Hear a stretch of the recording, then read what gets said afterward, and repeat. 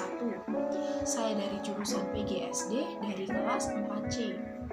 Nah, teman-teman semuanya, di video kali ini saya akan memberikan sedikit ulasan terkait materi konsep dasar sumber dan media pembelajaran. Sebelum kita bahas lebih lanjut terkait dengan materi sumber belajar dan media pembelajaran ini, kita harus paham terlebih dahulu apa itu pembelajaran. Nah, pembelajaran itu merupakan proses interaksi peserta didik dengan pendidik dan sumber belajar pada suatu lingkungan belajar. Nah, kenapa di sini disebutkan ada 3 pihak, yaitu pendidik, peserta didik, dan sumber belajar? Karena ketika ada peserta didik dengan pendidik, tapi sumber belajarnya tidak ada, maka tidak akan terjadi sebuah pembelajaran. Maka pembelajaran itu memang harus ada 3 pihak, yaitu peserta didik, pendidik, dan sumber belajar.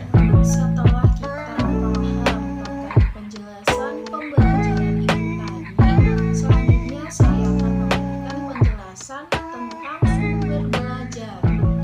Apa yang dimaksud dengan sumber belajar? Nah, sumber belajar itu saya artikan sebagai suatu bahan ketika kita mempelajari sesuatu. Bahan yang saya maksud itu tadi merupakan suatu materi pembelajaran. Seperti itu. Lalu, penjelasan yang selanjutnya ada media pembelajaran. Nah, media pembelajaran itu apa? Media pembelajaran itu merupakan suatu alat untuk membantu kita dalam melakukan pembelajaran, atau suatu alat agar kita bisa melakukan pembelajaran, atau lebih simpelnya itu sarana untuk belajar kita. Nah, media pembelajaran itu dapat dilihat dari fungsi alat tersebut. Semisal media pembelajaran media pembelajaran berupa audio visual ya. Nah, media pembelajaran berupa audio ini contohnya ada radio. Radio ini mengeluarkan suara. Nah, suara yang kita tangkap ini bisa memberikan sebuah berita atau informasi. Nah, alat radio ini merupakan salah satu media pembelajaran. Nah, teman-teman semuanya, jika kita ditanya perbedaan antara sumber belajar dan media pembelajaran, apa bedanya? Nah, perbedaannya, jika sumber belajar itu merupakan ilmunya, ilmu materi yang kita pelajari. Lalu, kalau media pembelajaran itu merupakan penyalurnya, media penyalur atau berupa alat. Nah, teman-teman semuanya, jika ditanya seperti apa media pembelajaran yang baik, nah, di sini menurut Vernon A. McNaughton ada 5 media pembelajaran yang baik. Yang pertama, 10% dari apa yang dibaca. Yang kedua, 20% dari apa yang didengar. Yang ketiga, 30% dari apa yang dilihat. Yang keempat, 70% dari apa yang dikatakan. Dan yang kelima, 90% dari apa yang dikatakan dan dilakukannya. Lalu, hubungannya apa dari yang saya sebutkan itu tadi dalam media pembelajaran yang baik? Hubungannya adalah dengan proses menangkap informasi dengan baik.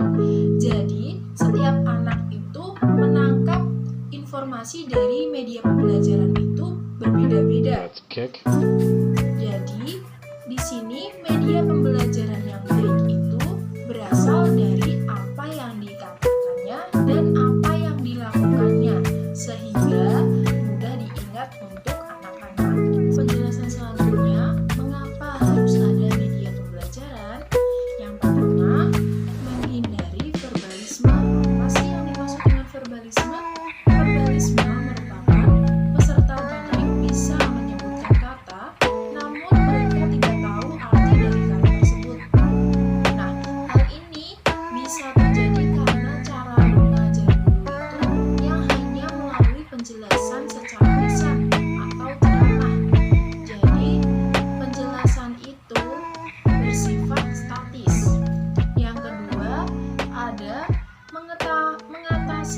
keterbatasan ruang, waktu, tenaga, dan daya indera. Yang ketiga, meningkatkan minat belajar. Jika kita menggunakan media pembelajaran dalam melakukan suatu pembelajaran seperti seperti menggunakan PowerPoint atau berupa media pembelajaran berupa televisi, radio, itu akan meningkatkan minat anak untuk belajar. Jadi anak dengan melihat media tersebut mereka akan tertarik sehingga minat mereka untuk belajar semakin tinggi.